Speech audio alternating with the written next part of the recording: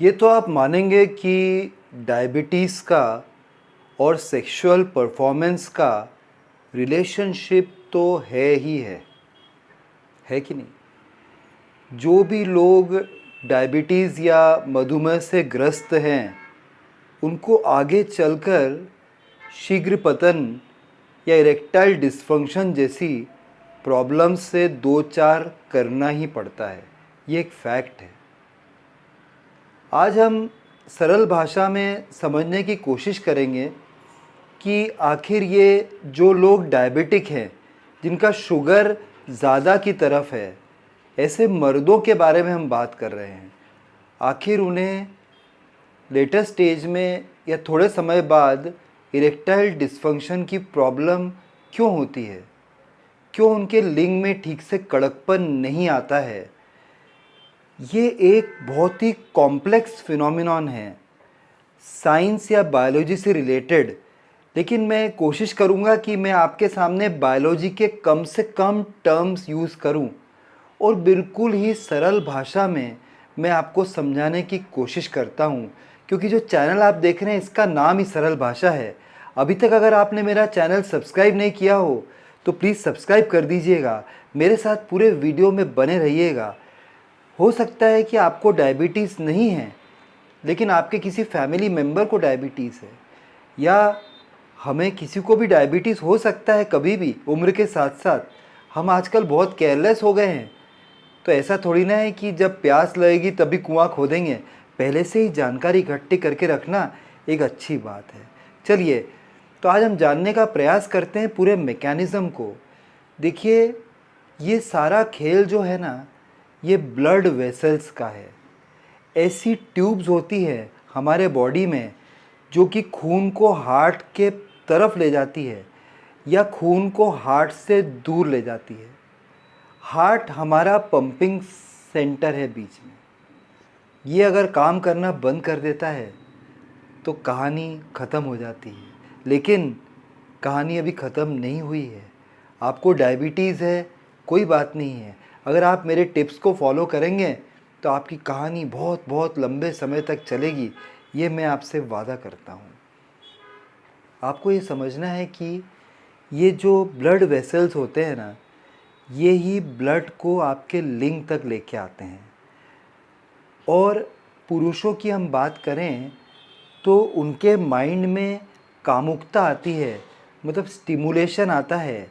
वो स्टिमुलेशन यानी समझो कि वो कोई ऐसी वीडियो क्लिप देख रहे हैं या फिर किसी औरत के दर्शन हो जाते हैं या कोई इरोटिक मटेरियल पढ़ रहे हैं जिसमें सेक्स के बारे में कुछ दिया हुआ है, या कोई सीरियल देख रहे हैं, या बैठे बैठे ही उनको विचार आ रहा है, वो कामुक प्रवृत्ति के इंसान हैं। ऐसा रिसर्च ने कहा है कि हर एक मर्द को कम से कम दिन में एक बार तो सेक्स से रिलेटेड ख्याल आता ही है। और अगर नहीं आ रहा है तो फिर आप एक साधु हैं, आप एक सेंट हैं, आप दुनिया त्याग कर तपस्वी बन चुके हैं। लेकिन नॉर्मल जो गृहस्थ इंसान हैं या जिनमें हार्मोन्स बराबर काम कर रहे हैं, उनके मन में एक बार तो विचार आता ही है। और ये जब विचार आता है ना हमारे माइंड में, हमारे ब्रेन में, तो ये ब्रेन जो है एक संकेत भेजता है हमारे लिंग को कि भाई अब तुम खड़े हो जाओ, यानी तुम्हारे अंदर एराउज़ल आ जाए। और ये एराउज़ल कैसे आता है मालूम है? ये जो कोशिकाएं हैं जिसमें ब्लड बह रहा है, इसके थ्रू ही आता है। हमारी पूरी बॉडी में ब्लड वेसल्स हैं, ये कोशिकाएं तो हैं ही। और लिंग जो है वो हमारे बॉडी का पार्ट है, इसके अंदर भी कोशिकाएं होंगी ही और है ही, और इसके अंदर ब्लड फ्लो होता है। तो पहले मैं आपको थोड़ा सा समझाऊं। देखिए, कॉम्प्लेक्स विषय है, लेकिन मैं पूरी कोशिश कर रहा हूं कि मैं बिल्कुल मेडिकल टर्म्स का यूज़ नहीं करूं, नहीं तो समझने में आपको मुश्किल पड़ेगा। क्योंकि चैनल आप जो देख रहे हैं इसका नाम सरल भाषा है। अभी तक अगर आपने मेरा चैनल सब्सक्राइब नहीं किया हो तो प्लीज़ ज़रूर सब्सक्राइब करिएगा। जो भी बातें मैं आपसे कर रहा हूँ अगर आप रिलेट कर पा रहे हैं, अगर आपको सही लग रही है तो फ्रेंड से शेयर भी करिएगा। और हाँ, बेल आइकन को ज़रूर हिट करिएगा, जिससे मेरे सारे वीडियोस आपको आसानी से मिल जाएंगे। कोई भी प्रश्न आपके माइंड में आ रहा है, आप ज़रूर कमेंट बॉक्स में लिखिएगा। मैं हर एक कमेंट का जवाब ज़रूर देता हूँ। तो देखिए, ये जो नर्व होती है, मतलब ये जो ब्लड वेसल, सॉरी नर्व नहीं, ब्लड वेसल होती है, ये ब्लड वेसल के 3 भाग होते हैं। सबसे बाहर का जो लेयर होता है वो बहुत ही सख्त होता है, उसको डैमेज होना बहुत टेढ़ी खीर है, मतलब वो बहुत ही सख्त होता है क्योंकि वो फाइबर से बना रहता है। उस लेयर के अंदर वाली जो लेयर होती है वो थोड़ी कमज़ोर होती है बाहर वाली लेयर से, थोड़ी वल्नरेबल होती है, ओपन टू अटैक होती है, उसमें नुकसान हो सकता है। बाहर वाली लेयर में तो नुकसान होना बहुत बहुत मुश्किल है, मैंने बताया फाइबर से बनी रहती है। अंदर वाली जो लेयर रहती है, सेकेंड लेयर फाइबर के बाद, वो बनी होती है मसल्स से, वो बढ़ भी सकती है, कम भी हो सकती है। और सबसे अंदर वाली जो लेयर रहती है, ये सबसे इम्पॉर्टेंट लेयर रहती है, और इसका नाम मैं आपको बताना नहीं चाहता हूँ, बट इतना याद रखिए कि ये जो अंदर की लेयर रहती है ये सबसे नाजुक रहती है। बीच वाली लेयर मैंने बताया कि वो बढ़ती भी है, कम भी होती है। जैसे स्टिमुलेशन आता है आपके ब्रेन में कि कोई सेक्सी चीज़ आप देखते हैं, कोई पिक्चर देखते हैं, किसी औरत को देखते हैं, तो मैसेज जो है लिंक पर जाता है, और ये जो मसल है सेकेंड वाली लेयर, ये बढ़ते और कम होता है। तो ये बढ़ जाता है, बढ़ने से क्या आपका लिंग भी बड़े साइज़ का हो जाता है, इरेक्शन आ जाता है, खड़ा हो जाता है। फिर जब रिलैक्स हो जाते हैं, आप सेक्स कर लेते हैं, हस्तमैथुन कर लेते हैं, फिर ये मसल कॉन्ट्रैक्ट हो जाता है और रिलैक्स हो जाता है, फिर आपका लिंग नॉर्मल कंडीशन में आ जाता है। लेकिन ये जो सबसे अंदर वाली लेयर है ना, ये सबसे इम्पॉर्टेंट काम करती है। आपकी जो सेक्स लाइफ है या कड़कपन कितना आएगा, ये नाइट्रिक ऑक्साइड पर ही निर्धारण होता है इसका। आपका ब्रेन जो अंदर वाली लेयर को आदेश देता है कि ये इंसान को सेक्स करना है, इनके ब्रेन से स्टिमुलेशन आता है, भाई लिंग को अराउजल देना है, तब अंदर वाली जो लेयर होती है वो नाइट्रिक ऑक्साइड प्रोड्यूस करती है। जब वो नाइट्रिक ऑक्साइड प्रोड्यूस करती है तो फिर नाइट्रिक ऑक्साइड के प्रोडक्शन के बाद आप देखते हैं कि आपके लिंग में कड़कपन आता है, क्योंकि जिन लोगों को मधुमेह की प्रॉब्लम है, ये नाइट्रिक ऑक्साइड ये अंदर वाली लेयर प्रोड्यूस नहीं कर पाती है। आपके जो खून में शुगर है वो अंदर के लेयर को कम्प्लीटली डिस्ट्रॉय कर देती है। इसलिए आपके शुगर को कंट्रोल करना बहुत बहुत ज़रूरी है।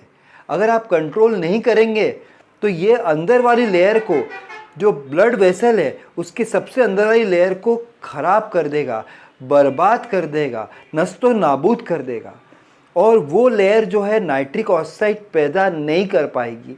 नाइट्रिक ऑक्साइड नहीं कर पाएगी पैदा, तो ज़्यादा ब्लड आपके लिंग तक नहीं आएगा और आपका लिंग जो है समय पे खड़ा नहीं होगा, इरेक्टाइल डिस्फंक्शन की प्रॉब्लम हो जाएगी। इसलिए सबसे इम्पॉर्टेंट है कि आपको डाइट पे कंट्रोल रखना है।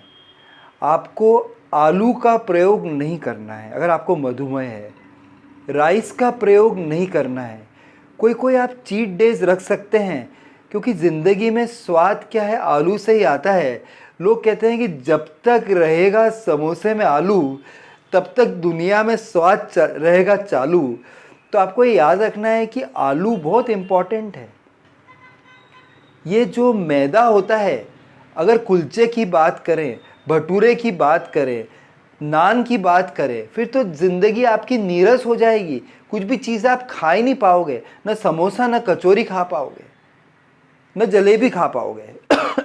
इसलिए कभी कभी तो आपको, चलो होली आ रही है, खा लिया लिमिटेड अमाउंट में, और जब आप खाने वाले हो ना, उससे पहले लंबी लंबी वॉक पे चले जाओ आप, उसके बाद आप खाओ। एक्सरसाइज करो, जिम ज्वाइन करो, मेडिटेशन करो, अनुलोम विलोम करो। अनुलोम विलोम से क्या होता है, लेफ़्ट से आप सांस लेते हो, राइट ब्रेन एक्टिवेटेड हो जाता है और कभी कभी रिलैक्स भी हो जाता है। राइट से आप सांस लेते हो, लेफ्ट ब्रेन एक्टिवेटेड रहता है। ब्रेन को एक्टिवेटेड इस लेवल पे रखना है कि लेफ्ट और राइट ब्रेन के बीच में बराबर बैलेंस होना चाहिए। अगर ये बैलेंस बिगड़ेगा ना, तो किडनी, लिवर और मधुमेह और हाई ब्लड प्रेशर सारी प्रॉब्लम्स आपको होगी। इसलिए टेंशन नहीं लेना है और आपको रिलैक्स रहना है। और कभी भी आपको अपने मिठाइयों का जो प्रयोग आप कर रहे हैं इनको कम से कम करना है और एस्पर्टेम का यूज़ तो करना ही नहीं है। ये जो आइसक्रीम बाज़ार में अवेलेबल है, जो मिठाई अवेलेबल है, जो शुगर फ्री आ रहा है, ये बहुत बड़ी तकलीफ़ देता है आपको। कंट्रोल, इससे तो शुगर खा लेना अच्छा है, ठीक है। चाय फीकी पियो, थोड़ा थोड़ा कंट्रोल करो, एक्सरसाइज करो और फिर देखो आप लंबी रेस के घोड़े बन जाएंगे। लंबे समय तक आपकी सेक्सुअल लाइफ बहुत बहुत अच्छी रहेगी। ओके, जो भी जानकारी मैंने आपके साथ शेयर की है आपके काम ज़रूर आएगी। और अगर आपको अच्छा लगा है तो चैनल को सब्सक्राइब करिएगा। फिर मिलता हूँ किसी और दिन ऐसी इंटरेस्टिंग इन्फॉर्मेशन आपके साथ शेयर करते हुए। तब तक के लिए बाय, टेक केयर फ्रेंड्स।